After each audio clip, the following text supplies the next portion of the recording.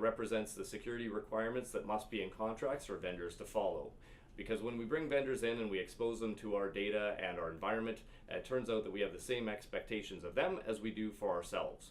So it shouldn't be any different. And when we can clearly articulate those in a boilerplate template that is easy for people to understand, then it's more likely for them to follow. It is truly a momentous occasion, and what it's really effectively achieved is that we are not having to create this from scratch each time when we are prepping contracts, and we have a default template that we can follow and include in these contracts so that we have the confidence that the vendors are taking security seriously and protecting government network systems and data.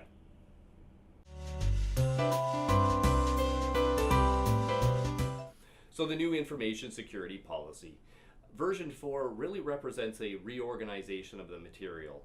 We really wanted to ensure that it was easier for folks to adopt, easier for them to understand, shorter in length, carved down from an impressive 155 pages to only 11, and it had policy language in it. The expectation was that if we consider the audience being employees, that they should be able to understand it, and there should be a reason to believe that they've actually had an opportunity to read it. And at 155 pages, it's unlikely that they have read that. The next body of work that we have to pursue is carving out that information security standard into a number of individual standards that again are consumable and understandable by humans.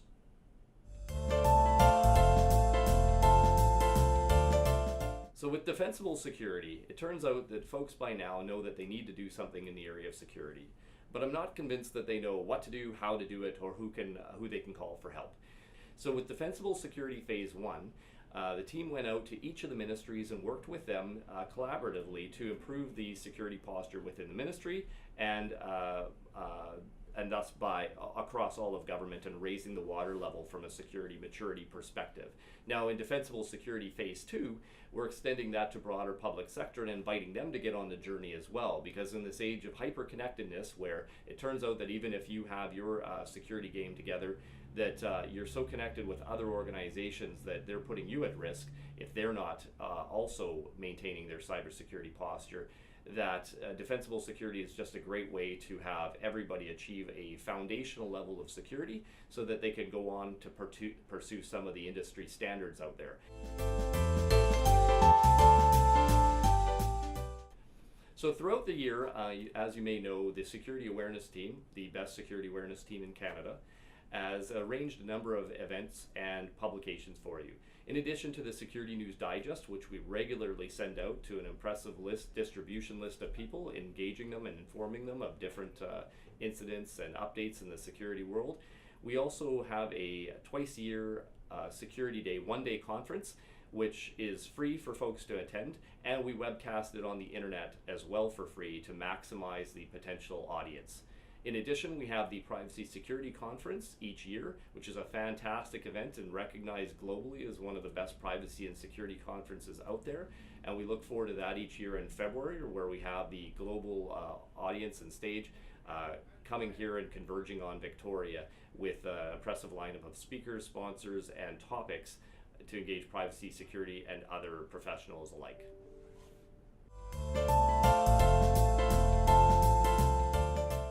So in the area of phishing, it turns out that humans are both our greatest asset and our greatest liability from a security perspective. We can put tens of millions of dollars and invest it into security solutions, but largely they are designed to prevent the bad guys from getting in. When a user receives an email and clicks on that malicious link or an attachment, they effectively invited them in. So for us to raise the level of awareness, we can't just do it via posters and videos and emails and telling them that they shouldn't click on links and attachments. We have to test the effectiveness of our awareness security program with our own phishing campaigns launched internally. So we set out to do this throughout this year, and the largest event culminated in September, where we sent this to 30,000 users and sent them some very similar messages to what they would receive on a daily basis in their email from the bad guys. And the goal is not to measure or see if we can trick employees. It is really to determine, again, the effectiveness of our awareness program and encourage these folks to do the desired behavior, which is to ignore it and delete it. If they feel they must, then report it. Any one of those three options is acceptable. but clicking on it then places our data at risk. We'll continue this exercise throughout next year as well, as we try to reduce the number of folks that click on it from a standard 20% we see in the industry for the uninitiated to down to a 4 to 6%. So where thought papers are concerned, the NCIP group, the National CIO Subcommittee on Information Protection, released a number of position papers. And we like this idea so much, and we had received some feedback from ministries, including our own, that they wanted to see thought leadership from Information Security Branch so that they didn't have to spend quite as much time doing their own research independently. So we accepted the challenge and set out to clear the backlog of different topics that were had been raised to date, things like blockchain and Internet of Things, a variety of different topics, and had our own team members go and pursue this. Some of the team members grabbed this with gusto and came out with some really impressive collections, and very condensed. This was the key. It's a lot more challenging to come up with a 2 or 3 page version that accurately and succinctly covers the topic in a way that people will understand, and then they're more likely to read. And we've had fantastic feedback on this. A lot of kudos, congratulations on producing this content in a way that the intended audience can understand.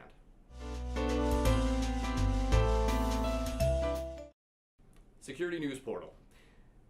BCNet reached out to us and asked us if we had RSS feeds or a OPML file that contains all of the different sites that BC government and the security professionals use to keep themselves up to date.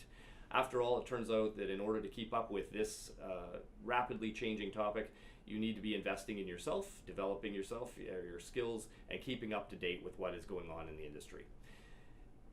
This set off a chain of events.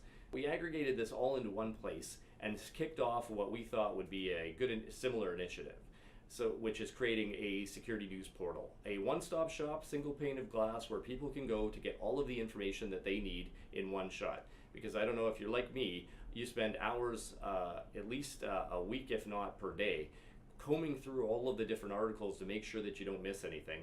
We're going to launch this shortly, and it will represent a first version, and we'll continue to improve on it from there. And the best part of all is if you realize that there's a stream of information that you're missing from there, we can add it there and everybody benefits, so that we don't have to be all replicating this research effort independently.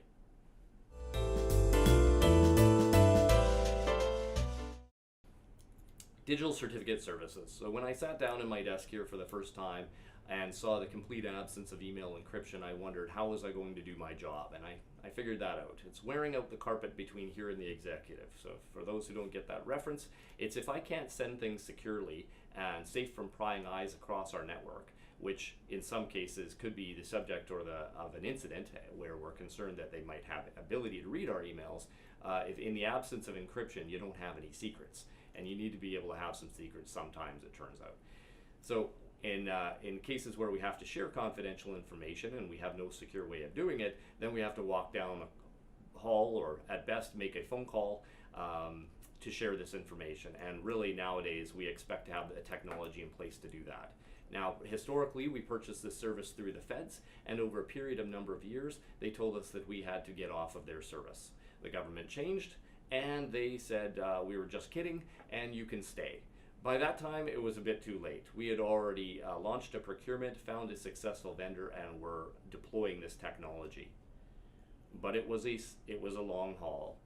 That project that refers to certificate services is a 17-year initiative. We have members in the branch who were there for the first attempts at this, and still are here today to see it through.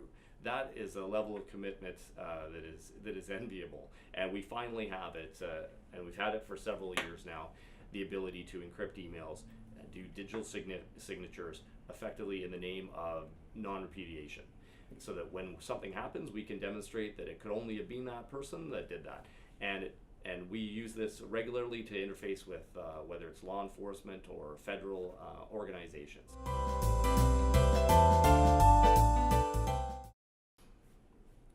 So we're not just about helping out core government.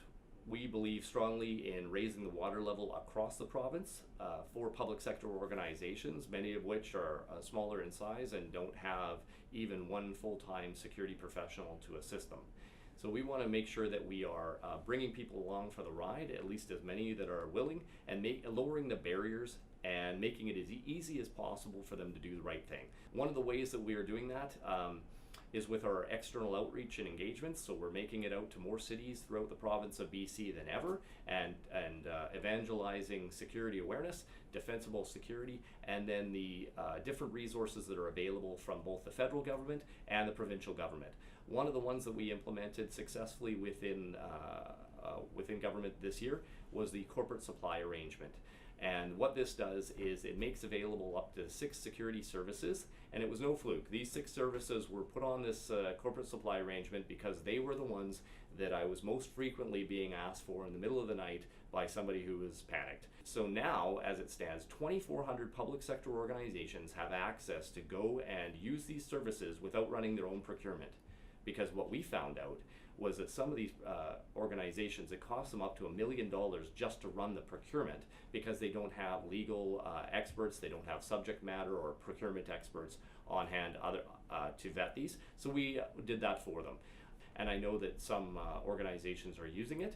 We have an opportunity to refresh this in April or May of next year, whereupon we will add the services that are most in need and are going to provide the most value to public sector organizations. And that's also an opportunity for additional vendors to onboard and provide the services as well. And so we're improving the community of public sector organizations and raising the security water level throughout the province.